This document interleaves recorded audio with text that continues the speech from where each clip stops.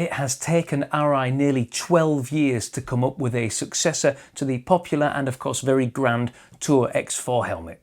And this is that successor, the Tour X5. And in this video I'm going to let you know if I like it or not. I do.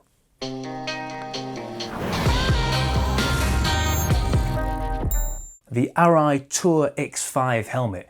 They could have called it the Adventure helmet because really, as you can see, it is an adventure helmet. Of course, your tour might consist of off-road riding. If it consists of riding around Amsterdam city, then you might be a little bit overdressed with this lid. Luckily, it can be worn in multiple configurations. More about that later. Let's start off with the outer shell of the helmet, Arai's complex laminate construction. Arai might very well be the best in the business at making helmet shells, both inner shells and outer shells. I've seen Arai outer shells, I've stood on Arai outer shells, and they are very, very strong indeed. And the inner shells always consist of one piece instead of different parts of EPS foam, and that means they have the only one in the business that actually has a multi-density EPS inner shell. Pretty cool stuff, and moreover even more protective than separate parts. Their philosophy with the R75 shape is that the shell should be stronger, rounder and smoother than any other helmet, and all parts on the helmet obviously are stuck on and should fall off in the event of a crash. Now Arai talk about the impact glancing off the helmet, which is an interesting way of putting it, but the idea of that obviously is that the impact is transferred as little as possible to your head and glances off. There's some interesting reading to do on this subject, so if you want to know more, head over to Arai's website. The helmet comes in 3 outer shell sizes and ranges from the helmet sizing extra small through extra large. Jumping from the shell to comfort. Wearing comfort, that is. The helmet feels very comfortable to wear, the lining is very soft but feels durable. Obviously it's completely removable, and there are some nice features in this helmet's lining because the neck roll, the neck skirt, has a pocket, has some room to install wiring for a communication system, and that gives it away a little bit. But the next thing I was going to say is that you can also install a communication system. There is room for the speakers, and obviously on the outside of the shell you can stick or clamp your communication unit. While we're on the subject of comfort, of course this helmet comes with a Max Vision pin lock which is included in the box, and one of the safety features I really like is the emergency quick release cheek pad system, which allows paramedics to easily remove the lining of your helmet, thus making it easier to remove the helmet in the event of a crash, and let's just hope none of you have one. As you would expect, this helmet has a double D-ring chin strap, and of course it has quite extensive ventilation. Much more so than on the Tour X4, this looks much larger on the chin. It sort of has 2 notches, but you have to be very careful when doing that. So with gloves, I think it'll probably be open or closed.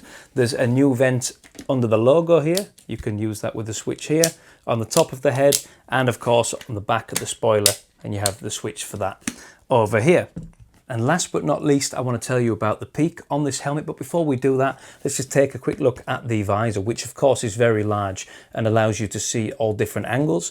When opening the visor, which I think is something that goes much smoother than on the X4, you can open it like so. It has a few small notches, but with strong wind it probably will fall down again.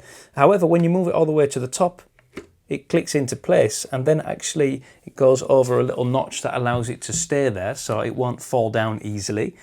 Maybe after years of use, but of course if you use it a lot you can always replace the base plates to keep it all fresh and in working order. Now moving on from the visor to the peak. The peak can be adjusted in 2 different settings. You can move it down like so, or move it up like so.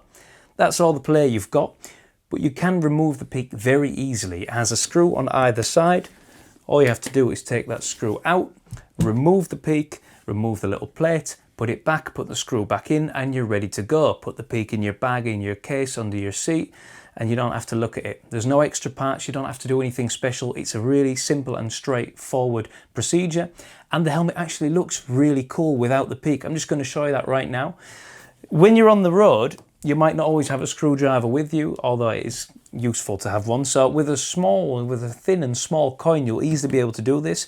However, with a coin like a euro or a 50 euro cent, which is what I coincidentally have in my wallet, and that's all I have, it's not going to work because they're too thick. So I'm just going to use this little screwdriver to take off the screw on this side. Off we go, and as you can see, it just pops off like that. Something that's worth noting is that this part and the screw, especially the screw, it's very light, very small, and it jumps out of the plate. So you don't want to lose that, because when you're on the road, that means you'd only be able to ride like this. And to be honest, peaks can be quite annoying already in the wind. This isn't going to make it any better. So it's off on the one side. Let's take it off on the other side. Here we go. And you're away.